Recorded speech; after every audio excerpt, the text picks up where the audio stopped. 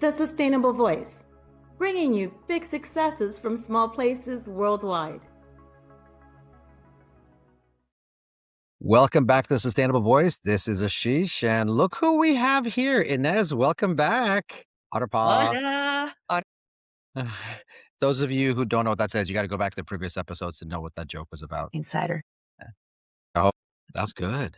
How are you doing? Good. Always good to see you. Always good to hang out and bring back some of all the special things in life, in our lives here in tourism world. Yeah. And we're going to be talking about something pretty cool today. So we did an episode, it was probably about 30 episodes ago, maybe more. And it was about locally owned hotels. And we talked about the fact that there is a direct benefit beyond the obvious, a direct benefit to hotels that are locally owned, the actual ownership and the concept of ownership in travel and what it means and what it means to supply chain. Just the fact that all-inclusive resorts in different parts of the world might be appealing, but there's parts that are overlooked. So we're going to talk about that as well and tie it back to what you guys do right at Delphine, and the way you guys have your cruises set up in the Amazons. Those of you who don't know, so Delphine's company and her ownership has a river cruise in the Amazon jungle in Peru. You guys are the only locally owned ones left, I think. Pretty much. I mean, the luxury market, yes, we are. Our board has changed recently, the game board, right? With newcomers recently started and soon to be started. So it gives us perspective on how we do things, being the one locally owned. Yeah, and you guys are rocking it out. And I mean, because you and I have known each other for a long time. For those of you who don't know, we call her Ines, I call her Hermana. Or the best one was an episode that we did afterwards, and we get done. It was a cool episode. And there's a picture that Ines sends me of her son watching. How old is he now? Now he's going to be 10 this summer. But yeah, back then he was a little 4-year-old watching Uncle Ashish through... Man. Yeah. And this kid is killing it, by the way. Just as a sidebar, I remember telling you back then, this kid's going to take over the world. He's killing it. I'm so proud of him. Good job, Mom. Well done. Yeah. Hey, I try. Gotta break the generational cycle. It's awesome. That's awesome. Well, set the world up with good men. Yeah, that's right. Good people, good hearts, good intentions. We definitely can use a lot more of it. I just gave a speech on this, specifically talking about the most powerless feeling in the world is where you see somebody suffering and you literally can't help them. And no amount of the money in the world. You could be a trillionaire and still not be able to help them. And we talked about some of the ways that you can actually help. So that part was there. When we were talking about this concept of this all-inclusive versus locally owned, really want to tie it back to that previous episode about locally owned and the fact that you're probably one of the best examples. You're one of the smartest people I know. We did an episode with you and your sister that went into the saving of the Amazon, the little things that she's doing that was incredible. So let's jump into this. You guys are pretty much all inclusive too. I know it's a river cruise, but it's pretty much all inclusive. And those words are funny, right? I haven't really used them of these years with Delphine. I like to say we're full board, right? But you guys don't give out the mouse ears and say all inclusive? Right. Come on. Oh, the otter ears. Sorry, the otter ears. Umbrella on your drink. No bracelet. No plastic bracelet. No, none of that. Over here, what Aldo and Lizzie are the owners of Delphine. They're husband and wife, power couple. He's the brain, she's the heart, she's the soul of Delphine. When they venture in 20 years ago, they just really wanted, to show the Amazon to world travelers while leaving, a great impact on people.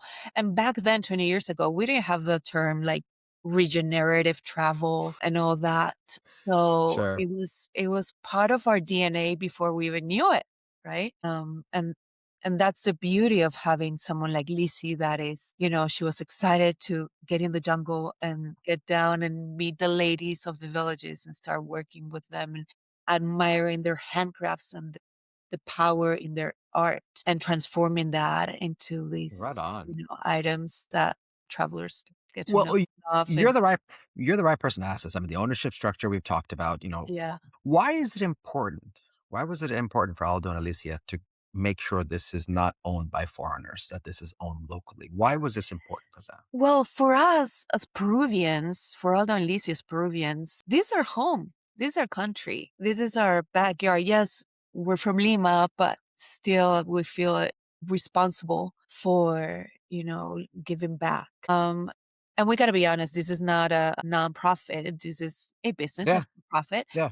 But I feel like it comes with a responsibility and Sure. luxury, especially, high-end experiences.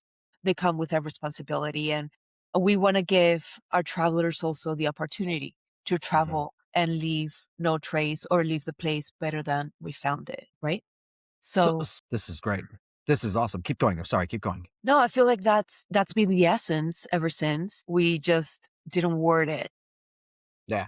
From the get-go. We just try to do our best. And so for our first 20 years, we've been doing all these different sustainability efforts, right? That came out very organically and grabbing opportunities to give back and to do better and to help with conservation and to help with, reforestation in a smaller scale and working with our producers, because that's a key part of being a full board experience. My favorite is, feeding human toast to pregnant sea otters. That's my favorite. I'm just kidding. I'm just kidding. There's a long story behind that, guys. It's a funny story too. So no, they don't do that. Don't worry. Yeah. No. Right now we're gonna actually, I said that for a reason, because everybody's ears perked up. So since everybody is listening right now, hit that like button, hit that subscribe button, hit that bell notification so you get notified every time I make a stupid comment like that. So all right, let's be a bingo card. That wasn't on your bingo card today, was it? So okay, so let's talk. You should get a bingo card for all my statements. Like, oh, you said it again. There it is. There it is. Shot. You win quickly. Okay, let's talk about this, because I asked this to somebody earlier. There was an episode that we couldn't air. I was in a country, their elections were happening there, and the internet was turned off for a week. So we were trying to rush through and it wasn't your country, don't worry. We were trying to rush through the episode, and the recording just didn't come out because they literally cut the internet halfway through. And I promise I wasn't the reason for it. It was already planned. Wherever she's something. Yeah, I'm telling you, seriously, if it ain't broken yet, I will. Don't worry, I'll break it. Don't worry. So this is the part I was getting to this question with them, and they were the right person to ask us, as are you. The revenue flow. Where does the money actually go? If you could take us through briefly, when somebody pays you $100, $1, whatever it is, are you able to track or even somewhat track where that money actually goes? We know you're a for-profit company, but not just yet. But I know that Ashish here has a spreadsheet with an algorithm that is going to help me really trace. I totally do, actually. I totally do. I got to tell you, just as a sidebar to this is something funny. So somebody forced me to sit through an AI class. I was a friend's last class. It was a great class. Don't get me wrong. It was a great class. So they started asking some pretty simple questions. And I jumped on my favorite platform and started basically banging out these documents, sent it to my office, sent it here saying, what about this, this, this? It was like 3 separate documents done. And the teacher looks up and the person behind me looks up and says, what did you do? I said, I just did this, this, this, this, and this. In 10 minutes. And they go, that would have taken us 3 months. So it got done. And so, yeah, from a standpoint of this, and why I said that, it's not to go off on a tangent before my producers kill me. It is very much to talk about the fact that I do have a spreadsheet ready. Using AI, we can actually track this. So once we're done, and actually that's something that we could probably even do as a separate exercise. But if somebody paid you $1, is are you able to track it even to a certain degree as to where it goes? Well, but right now, even though we don't have it as a very clear, equation, we do know that it's 100% Peruvian owned company. All of our employees, and right now we're over 220 employees. We're all Peruvian. It's only a handful of us in Lima, but everyone is in the Amazon, right? Either in Iquitos or on board. And these are 200 families that are in the Amazon. What's the average family size in the Amazon? Yeah, let's be humble and say average of 3 children. Okay. So 2 parents and 3 children, so 5 people per family? Yeah. That's 1,000 people right there. Yeah, exactly. Okay. And that's just from our employees.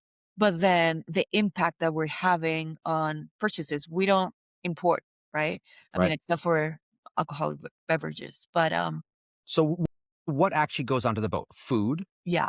all the What else? food is going to be very carefully selected producers, right? Our Okay. suppliers. There are key counterparts. We rely on that. Any idea on how many farms or Uh, how many producers? it's More than 10? yeah, let's More say. than 20? No, let's say more than Okay. 10. Let's say more So than more than 10. So more than 10, and those producers, those are probably single person operations, or they're probably teams of 50 to 100 people as well. exactly. So you're talking about, let's be conservative and let's say 50 people, Mhm. in terms of those farms. And that's so 50 people working at each farm, right? Yeah. And let's say that's 10. So that's 500 people, an average of 5 people per family. So that's 2,500 people, It's a ripple effect. 2,500 people there as well. So you're talking about 3,500 people just from the food and your staff, just right there. Exactly. Now, you said the food all comes from the local farms there as well, and it's all regenerative, it's all sustainable, it's all organic. So it's plentiful in that part. What about Exactly. what else? What else come? What about the woodwork? What about the Everything is local. Our even the ships. materials? Yeah. So, I mean, there are a few items that we need to bring in from Lima, right? Sure. But then, Like the yes, carpentry work, everything is done yeah, local. exactly. So the ships were built in Lima. Aldo moved to Iquitos and he was there, Wow. night and day with the crew, months and months. So everything was built there. There are other companies that will bring their ships from Asia or from other Sure. parts Sure. of the world. We don't do that. Or even parts of Peru, they bring in from. Well, so let's do the same exercise. Let's talk about the materials. Okay, so we have woodwork, we have masonry, we have carpentry, right? So Mhm. carpentry, I'm sure beyond the building of the boat. At any point, how many maintenance people do you have on the boat? Oof, let's say 20 during Maintenance people on our maintenance, like, right. yeah. Sourcing of the materials is obviously from various sources, but all local. More than 20 places, more than 50 places. I asked that because there's other river cruises. The stat that I saw was the typical river cruise will source from at least 75 different places for the different materials to build the boat, not including the engine. This is just the actual Yeah. structure of the boat. So this is before it goes to the actual shipyard to be built. All Yeah. the materials come in. That probably has to be something similar for you. I don't want to generalize it, but Yes. if you have any No, it insight on is. that.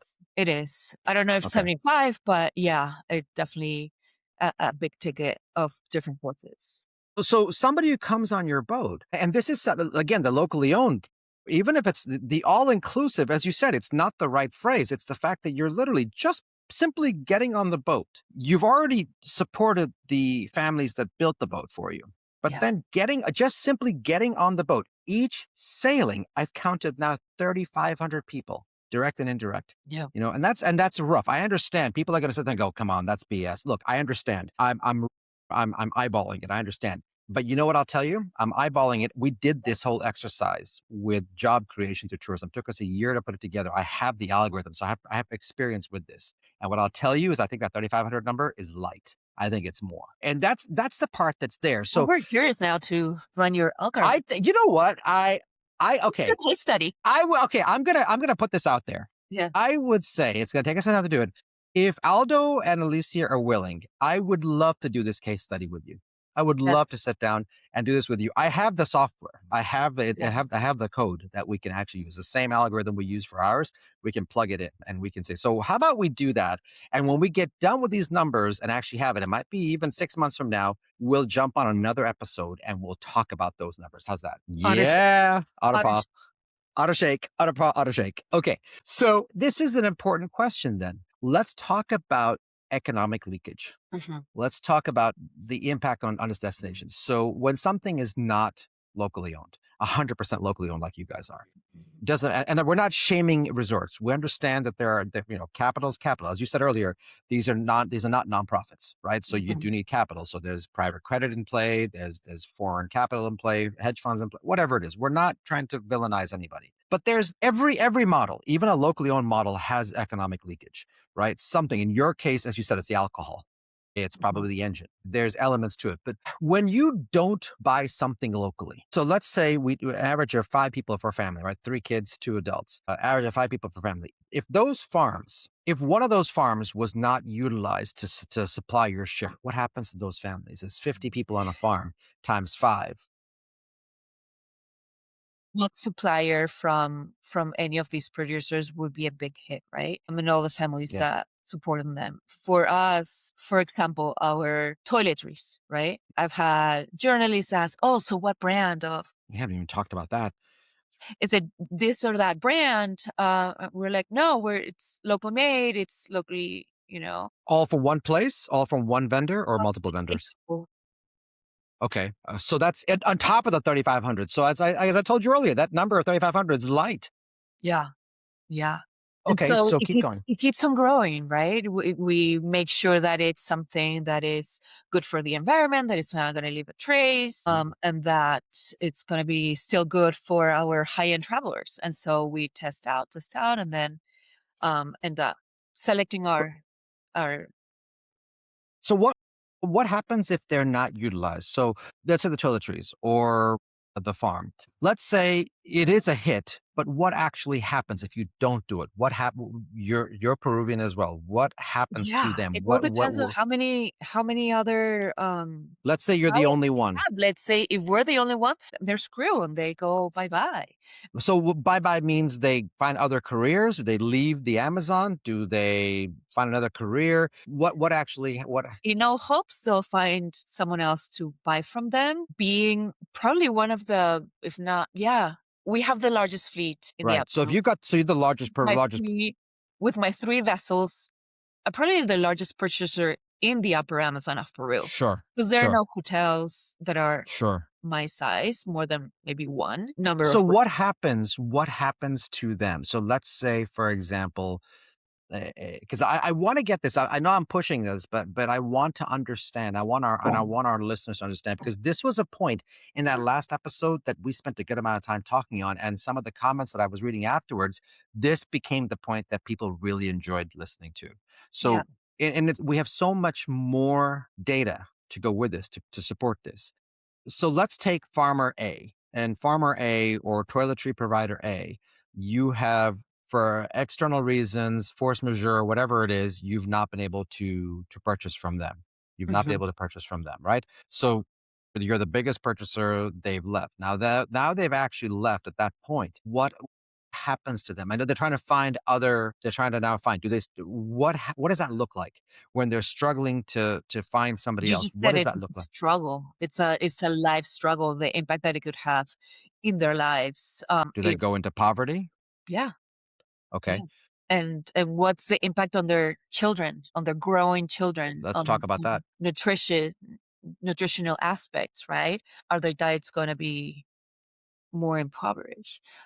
And they also have their own suppliers, right? So Mhm. if we're using all the elements from the jungle, like the oils from the aguaje or the extract from the passion fruit and all, so they are purchasing from the other suppliers, from the direct, So grower. the effect just goes downstream. Exactly. So it's a snowball. You've been That's a big around the people. responsibility.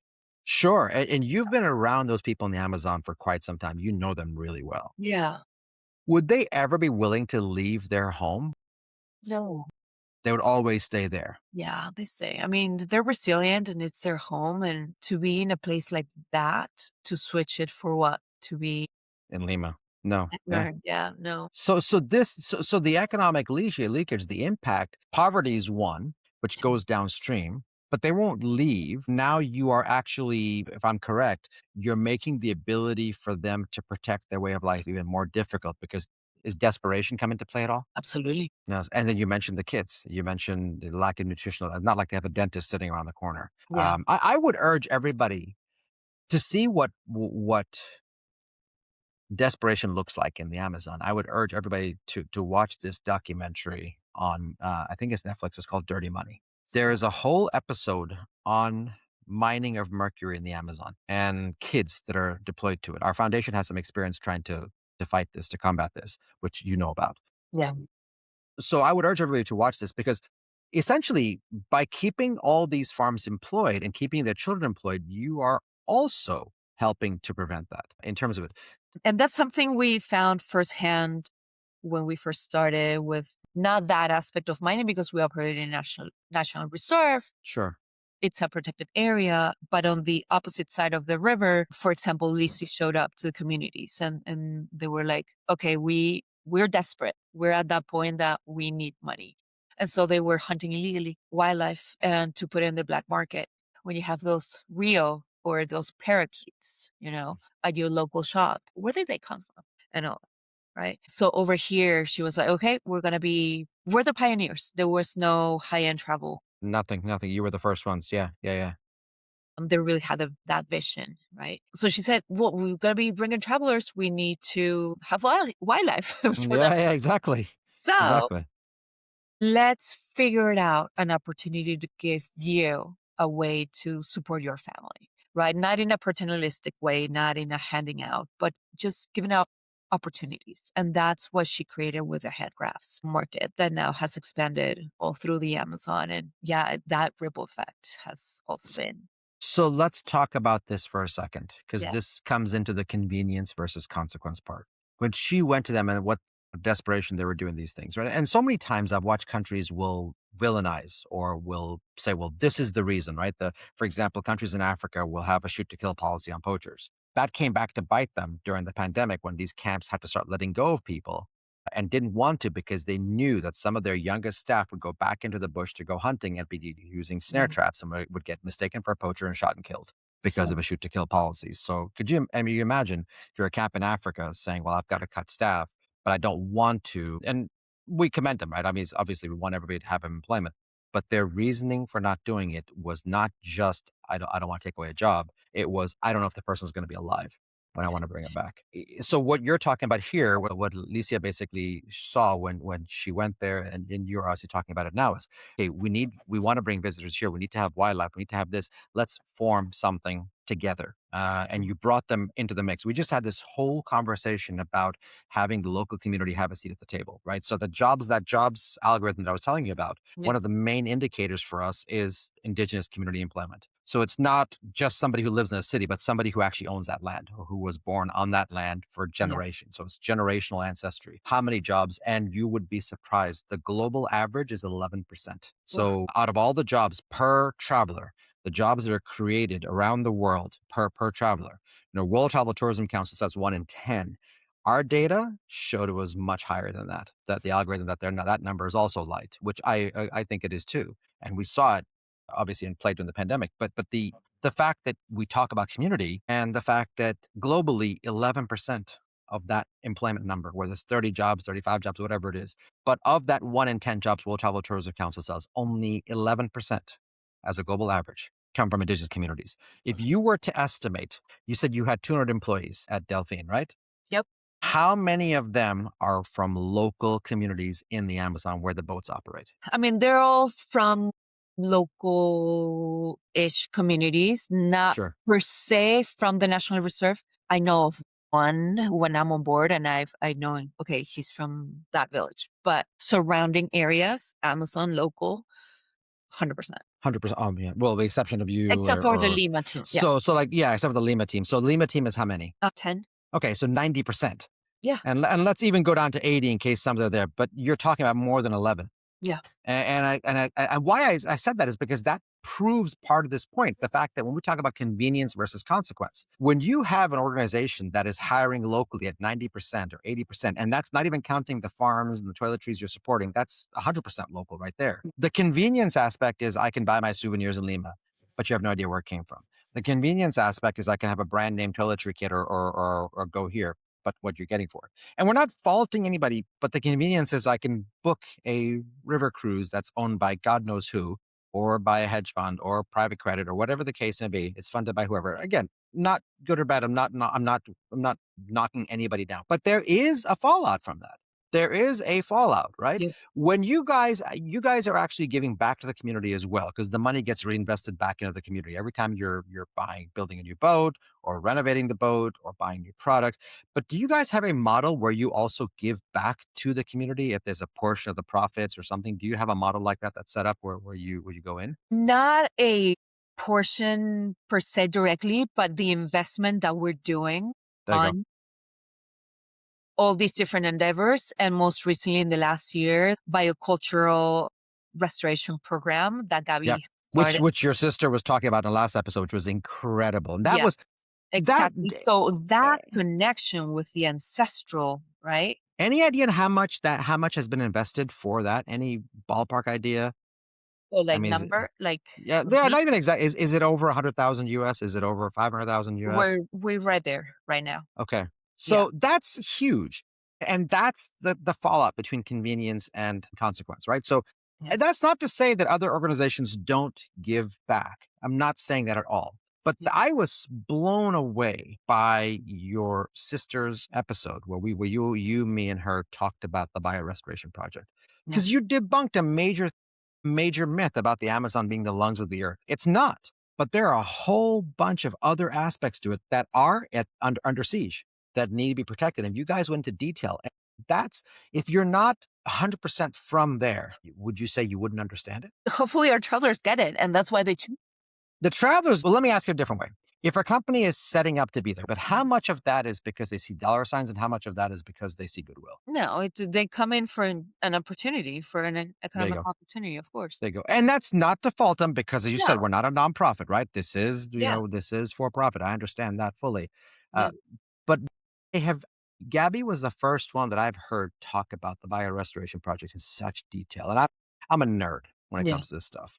And so I was Googling it and you putting it through all my AI channels to basically be able to research more and whatnot. And I was just consuming that information as fast as I mean, if you could see what I was doing here as you guys were talking, I had four separate AI models running, and I was basically consuming the information from all four, seeing which one was real, was going in detail up. It was just for no other reason except for the fact that I was just infatuated by what she was talking. Yeah, it's really outstanding, the level of care that she has brought. And that was because Lizzie, the owner, she wanted to do more. She wanted to have a greater impact. As I said, we had, through these 20 years, been doing different, I would say 8 different endeavors and efforts on how to help and how to leave the place a better place. But she said, no, we need to be more organized about it and go at it in an impactful way. And that's when she brought Gabby in to visualize it. And with her expertise as a biologist and all, and passion for flora and fauna, is that they got to develop this. And so with that, it's taking care of the locals in a way that isn't just like, let's plant trees when you visit. No, bringing these ancestral seeds, bringing the plants that they grew up with and that they can't find anymore, that help them for medicinal purposes, that help them for nutritional value, that help them for the colors of the handcrafts that they're making, and that now they have to walk 5 kilometers to find instead of finding them in the back of their forest. Biocommerce, right? We want to keep on giving them opportunities. And so now we have all these different produces, super fruits and all that are being exported or, commerce, and want to give them the opportunity to do that. We can be their purchasers. We can be their buyers. Others can buy from them as well. So you're talking about the impact even travelers can have, which is awesome. Let me ask you a question about this. And it's going to be a bit controversial. So if those of you are planning on sending comments, by all means, please, I love discussions about this. With all the new businesses coming into the Amazon, what are some problems you see with so many new boats coming into the Amazon? Wildlife. I mean, they don't like the noise. They don't like, a lot of movement. Lizzie being there, I mean, this is her home. This is her set. So she's on board with my travelers 2 or 3 times a month. She's always out with the guides, checking out new places to visit. It's like, no, we don't even want to cross each other. We have 3 vessels. We don't want to cross each other. Even more, we don't want to cross others. So she's always updating itineraries and all, because we want to see the most. And we're such a pristine. We're operating in the largest national reserve in the country. So the amount of biodiversity here is so special that we need to care for it. Yeah, I want to be clear. We're not saying for competitors to come in. This is not from a standpoint of, oh, no, there's no more competition. It's the same effect. You're talking about the fact that there is going to be a more stress on the habitat and the wildlife, right? I mean, we all will want to mitigate it. I mean, that's what comes to mind, right? So then what that means is that everybody has to be a good actor. Absolutely. Right. And I trust that the other They will be, investors, yeah. they The will other be. companies that I we mean, said, their values are outstanding, and sure. their initiatives around the world have been great. They're bringing that international perspective into a very unique biosphere ecosystem. So for us, small is better. Yeah, 100%. We don't want to And be a that's, super yacht. We don't want to be huge. yeah, We don't want to yeah. blend in. We want to, Well, stay quiet. No and you've got, exposure is a thing. yeah, and you've got something really cool. I mean, as you said, they're all the people that come in. They are good actors. We know that they're responsible. They're good actors, Yeah. and there's a balance between comfort, luxury, and responsibility, right? And they all have that. But some of these all inclusives, let's say in other parts of the world, you see the horror stories. There's that movie Gringo Trails. You see all it takes is one bad actor, and sometimes the tourist is the bad actor. And Sometimes the traveler that is the bad actor. certain international conglomerate that went into Right, Africa very well, and great migration, right? right. So we're not at that point affecting such a, So how do you but hold each other accountable? How do all the companies find ways? Do you guys all talk to each other to make sure that everybody we is do, thinking? we too. Okay, We try to keep it friendly. I good. have, very people dear to my heart in the other, Yeah. one Well, of the others. but I mean, in the Amazon, the people on the boats, do you guys talk to each other? And I'll tell you why I'm asking this. So Mhm. there are conservation projects in different parts of Africa where more have come in and they don't talk to each other and they all want different things. And what happens is that what's happening in one case is the capitalistic structure is showing up. Specifically the fact that yes, everybody's good actors, but I believe that having those conversations simply keeps everybody honest Yeah, no, we do at all times. communicate. From our side, we've done this little benchmarking of itineraries, right? Hmm. Of everyone in one spreadsheet. Hmm. So just monitoring that and keeping the place as, quiet as possible. That's a Right. goal for everyone. And I'm sure they're on the same way. We've talked about it independently. Right. Roundtable wise, we still need to get there. Mhm. But yeah, may you be So the catalyst. I'm down for that. Okay, let's talk about the travelers. Let's Yeah. talk about the travelers because you guys do a really good job educating your travelers. And in terms of, so let's talk about this. First of all, let me start here. Locally owned businesses have a challenge competing against large brands. Besides the obvious, what's a major challenge that you could foresee happening with more and more international brands coming in? I mean, the first thing that comes to mind is going to be raising costs Mm. and all, right? Um, as business owners. Where the purpose balance gets out of whack, basically. Yeah. From both sides, from Hmm. cost and from, is the pie going to grow, right? Hmm. They're bringing awareness to the destination. Thank you for that. My sales are going good from my side. Would it? Okay. Would it? But the costs So from so that's a question with the costs. purchasing, from payroll and all other. Would more farmers start setting up organizations to sell to the ships? Would more locals become entrepreneurs because more organizations are showing up? Hopefully, I mean, hopefully that's And also, that's a good thing, right? yeah, That's a good that's a thing. We good thing. want that. That's a good Yeah, thing. We want people to, you know, uh, make a good life for themselves. And that's something that from our very beginning, we've always been happy about. Like sure. what I was telling you about the markets that Lizzie made, right? She's created 8 of them all throughout Hmm. the National Reserve, and everyone uses them. And we couldn't be Hmm. happier about that because that means that their families are being taken care of. Well, and that's the thing. So I guess what it sounds like is the more entrepreneurship that takes place, the better it is for that profit purpose balance. But if there's not more encouragement of entrepreneurship, then yes, it's the same farms, the same providers, but they're getting more business, and that's where the demand takes over, and the cost starts ratcheting up. Yeah. Versus having more entrepreneurs showing up in a responsible way, right? Yep. But more entrepreneurs showing. That what you're basically saying in terms in Yep. terms of that? Exactly. Okay. That makes sense. And that's well, look, I've seen this firsthand in parts of Africa. I've seen this firsthand in parts of Latin America. Something that's not on our sheet, but a question that I want to ask you, women. What about women as entrepreneurs? Is that something that is on your mind or something that's on the mind of the people there? And right now, are there any, and should there be more? I mean, what I've been telling you all about, that's how we started, right? Making the women, and I have this one picture. Mm, I need to dig for it and I'll send it to you so you get mm. a crack out of it. But it's the market of the handcrafts, and the women are the ones selling, and the husbands, they're just like sitting in the back, like this. Because now they're being put to work going to find like the seeds and the colors, the different plants that will give the colors, the natural dyes for the handcrafts and all. And the women are the ones controlling the money, which makes for a better family economy, as Totally we all agree. know. As we all know. Totally agree.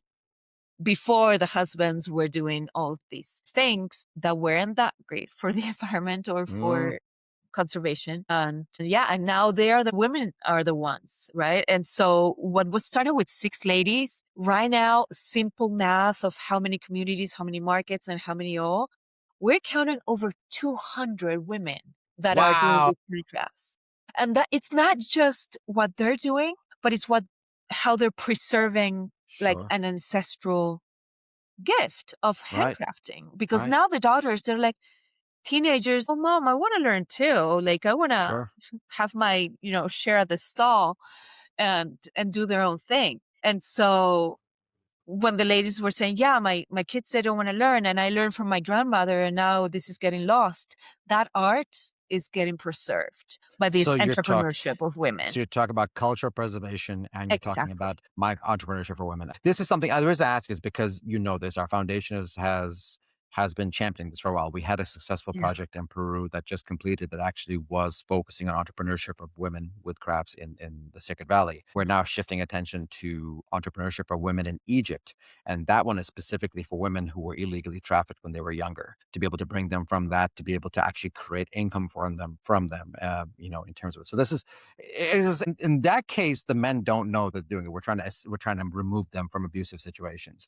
In the case of the Sacred Valley, it was what you just said. It was basically where the men were there, but it was to create more. The More family is together more. facilitators. Yeah, the family's together more. You don't have one parent leaving for 6 weeks or going somewhere for Exactly. 8 weeks. They're still together in terms of it. So one of the other part of this is we talk about some of the challenges in terms of convenience and consequence, and also when we talk about the just keeping the tourism dollars local. Is there a threat to the land that these communities live on? Is there a threat Well, from? from our side, with what we're trying to do with the BioRest program, Mhm. biocultural restoration, is right now we've given 1,700 plants in the last year that we're bringing very carefully curated, right? Picking Mhm. the species that we're bringing back in. And another aspect of the importance of this is that these plants are going to become trees that are going to be the habitat Mhm. for species that are very specific to the Amazon, that are step away from being endangered.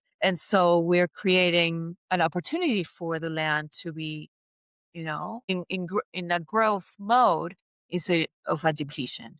And Well, so, okay, so I didn't mean to interrupt you. I had to ask you a question though, because this came up in a prior episode. We talked about some of the controversy around carbon neutrality, for example. yeah, What you're talking about here is, I mean, so when somebody says, "Okay, well, we're carbon neutral," it's okay, it's good, I but mean, something simply planting trees in the Amazon or plants in the Amazon is not always the answer. You're talking about native plants, not invasive plants. You're talking exactly. about native trees, not invasive trees. So you're talking about protecting their way of life in Exactly. terms of, yeah, that Exactly. And makes sense. bringing good to these families. That's Sure. why the cultural aspect is so important, because it's going to give them from all the different aspects in their lives, the nutritional, the commerce, bringing Hmm. their handcrafts and all, and conservation for wildlife and medicinal aspect, um, and all. So all of that is going to give them the opportunity to care for themselves and leave the place Well, a better place.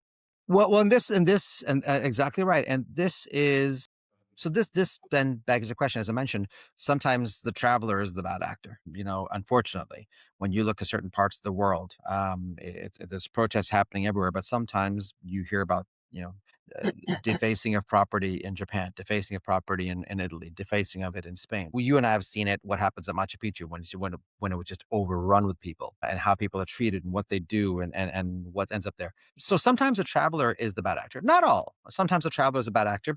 But it sounds like your goal, which is like mine, is to educate travelers on how they can be model citizens, how they can be global citizens. So with that in mind, what are some questions travelers should ask when it comes to ownership structures, identifying local ownership structures? What are some questions they should be asking when they're planning a trip? I mean, number one, ask who's the owner. Is it local? Is it a foreigner conglomerate? Right? We've won Condé Nast top 10 river cruises or something. Repeat it. You're one. I think every award you guys have won, I think it's under the sun. But Ashish, to be on that list as the single destination, locally owned company amongst international titans, that means the world to me. So I feel like our travelers do read those awards, do read those magazines, do read different media, and they are curious, right? So that's the number one question in this mindset of who owns this company, who runs it, is the owner there, or do they come once a year, or do they? Right. Would you want them to be able to trace where the money goes, like we were starting to do? And that's the next question. And so, challenge accepted. Let's run this. Oh, I'm down for this. I'm a math guy, so I'm totally down for this. I mean, I'm the guy that actually my wife hates math. And I'm a sucker for it. I'll do it. So I'll tell you a side story. I went bungee jumping when my son was 4 years old. I went bungee jumping in Whistler. I've done it in different places. It's out of my system now, but I was an adrenaline junkie. You know this. So I got down. I'm just sitting in the hotel room. I'm doing math, and my wife walks past, and suddenly my son walks past and sees me write 32 feet per second squared. She goes, "What are you doing?" I was calculating my speed at the bottom of where the cord repelled. Almost 88 miles an hour, by the way. I am such a dork. You made it alive. With your luck, that bungee cord could have been. Yeah, I had 3 more. It's all right. I had 3 more, but it was 80. I felt like Doc Brown in Back to the Future. It was literally 88 miles an hour. So it was there. Okay, so that's that. We're talking about this balancing act between comfort, luxury, responsibility. That's basically profit and purpose, right? We're balancing profit and purpose. Which comes first? Profit or purpose? Which one comes first? Be honest. For us, they got to be together. They got to be together, right? Yeah. I mean, we're for profit. Yeah. You can't have purpose without profit, with and you can't. Right. With that and profit comes a responsibility. In order to invest in the land, invest on the people, and invest in all of these efforts that we're doing, we got to make money first. So then, how about we change the phrase? It's not profit and purpose; it's profit with intent. I love that. Right. Profit with intent. I'm gonna take it. Go for it. Go for it. For the record, by the way, so our listeners know who came up with it. But yeah, profit with intent. But that is essentially, in this world of greenwashing, and there's so much of it. Yeah. All across, not just our industry, but across the board. This was part of the speech I just gave. Again, that powerless feeling. You could be a trillionaire, like I said, but if there's no intent behind it, then you're just a trillionaire. But if there's intent behind it, then you're a change maker. And I know that that phrase gets overused, but realistically, when we talk about the people who see this, right? You talk about the people, there's intent, right? So what I think that the message that we're trying to say is that as travelers come in, when you're saying who owns this, where does the money go? What they're looking for is show me what profit with intent looks like. Show me what that looks like. That's what you're basically saying, right? Exactly. Yeah, that makes you total sense. You gotta own up for it. Listen, carbon offsetting, carbon neutrality, carbon zero. I'd like to be carbon zero, but we can't. No, I know you can't. I mean, look, but at least we're trying to do something. Right. Look, we're a certified B Corp as well, and the net zero pledge is there. Yeah. But that net zero pledge, there is an answer. So I was talking to somebody because in the very northern parts of Peru, near the border of Ecuador, there are all these electric boats that are used in this mangrove. And I was visiting with them, and I asked these boat owners one question. I said, "What do you do with the batteries when they don't work anymore?" And they had no answer for me. So we can't, having a carbon neutrality is great, but we can't break something else to fix this. So that part's there. So let's wrap up then. Let's wrap up as we talk about this to get you out of here, because I thought this was an awesome episode. So the key takeaway here is that ownership matters, right? That it matters more than travelers realize. That profit with intent, that's really it. We're talking about the connection between travel dollars and local impact. So you guys heard it here. Ines, you, me, we're going to sit down with my spreadsheets and my algorithms, and we're going to put together a money tracer. We're going to put together a money tracer. Before you do, there's a book you have to read before we do this. It's called The World is Flat by Thomas Friedman. Because he did this exercise with computers. So we're tracking computer manual. It's called The World. I need you to read that book first. Then we're going to sit down and do this. I have my spreadsheets already. Wait, let's go. I'm ready. I'm ready. What's one call to action that you want to leave our travelers with? Well, for travelers, really. And our listeners too. Our listeners that are travelers, and they're going to have an impact in their own decisions. I mean, you can be a traveler and go to your local park. You can be a traveler and go to your local national park, state parks and forest areas and the properties that are around it, right? Next time, ask that question. Who's benefiting from my trip, from these decisions that I'm making? And how can I leave the place a better place? That's one that I love seeing my guests on board, and at the end of the trip, they're like, this was a very cliche, life-changing trip, right? And that's something that I love how you put that. Stays with the guests. I love how you put that. Even if you're visiting your local park, you're still a traveler. Exactly. Just be a traveler. You don't have to go around the world to be a traveler. Right. You can just be a traveler. Your backyard. Right. So beyond being curious, be a traveler. Yeah. I love it. Ines, this was so much fun. Thank tourists. We're for travelers. Yeah. That's it. And we learned profit with intent is what matters. Absolutely. Yeah. Absolutely. All right, Ines, I can't wait to get. Yep. Absolutely. I cannot wait to get to work on this mathematical model with you. It's going to be fantastic. We're going to do an episode about that as well. That's great. So thanks for joining us today. This was incredible. Thank you for having me, as always. This was great, as always. And I'm on Otterpaw. Well done. Otterpaw.